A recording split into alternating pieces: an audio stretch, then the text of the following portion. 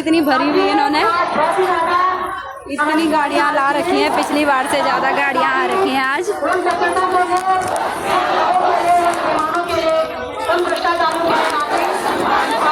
सड़कों कराने के लिए मजबूर नहीं होना पड़ता। जवाब से शासन प्रशासन को भारी मात्रा में गाड़ी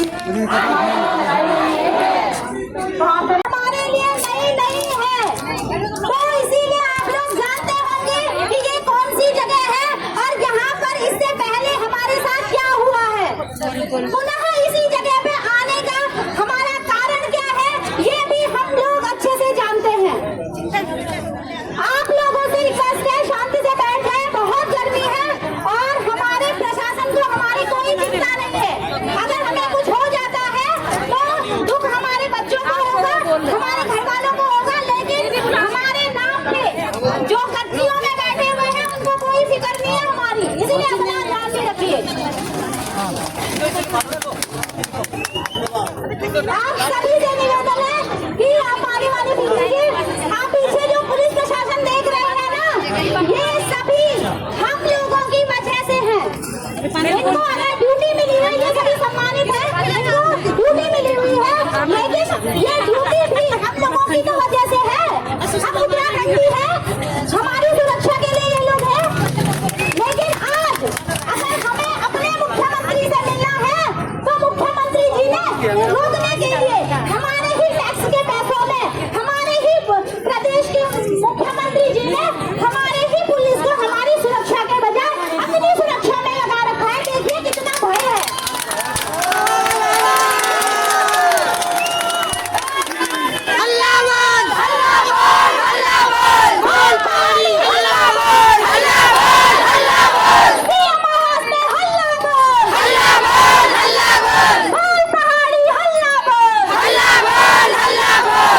आप बताइए, जब उत्तराखंड राज्य बना था हम तो छोटे छोटे थे, माननीय दीदी राज्य आंदोलनकारी हैं, वो जानती होंगी, और हमने अपने माँ बाप से सुना है कि कैसी विषम परिस्थितियों में उत्तराखंड राज्य मिला था। क्या किसी ने कल्पना की थी कि आज ये दिन हमको यहाँ देखने को मिलेगा? हमने सोचा था कि उत्तर प्रदेश हमें दूर पड़ता है, लखनऊ में यहाँ हमारे पहाड़ी क्षेत्र के लोग बहुत ईमानदार होते हैं, बहुत सीधे साधे होते हैं, तो हम अपने जनप्रतिनिधि को बनाएंगे तो हमारी समस्याएं सुनी जाएंगी। लेकिन आज देखिए हो क्या रहा है, ना तो राज्य आंदोलनकारियों को कोई जगह मिल रही है, ना उनका कोई अधिकार मिल रहा है, और ना ही सरकार द्वारा लूटी गई परमिशन दी गई कंपनियों में जो हम लोगों ने काम किया, ना ही उसका कोई संज्ञान लिया जा रहा है।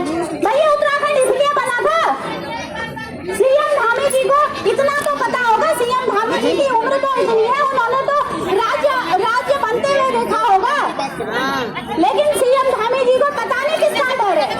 ऐसा हो सकता है ना कि सीएम धामी जी की संलिप्तता इसमें हो, क्योंकि हमें तो पता नहीं है। अगर हमारी दृष्टि में तो ऐसा है कि अगर ऐसी कोई प्रॉब्लम हमारी जनता पे आ जाती है तो सीएम धामी जी ने स्वतः संज्ञान लेना था, लेकिन 4 बार हम लोग यहाँ आ चुके हैं, सीएम धामी जी डरे हुए हैं, हमें नहीं पता क्या बात है।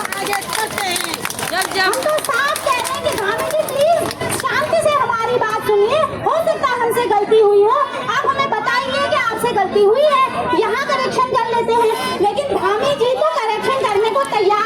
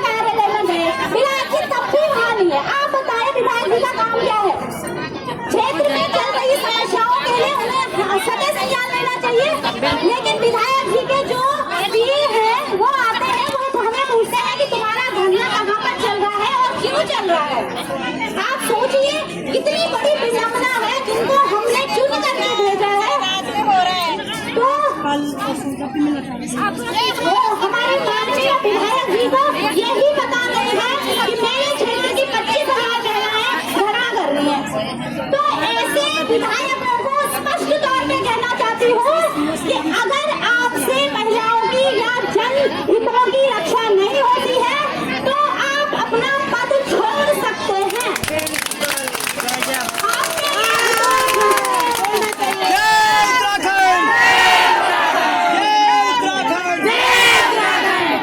माननीय विधायक जी को यही बता रहे हैं कि मेरे क्षेत्र IDPL में 25,000 महिलाएं धरना कर रही हैं। उनके जो PS साहब थे वो हमसे मिलने आए, उन्होंने कहा किस बात पे धरना चल रहा है आपका।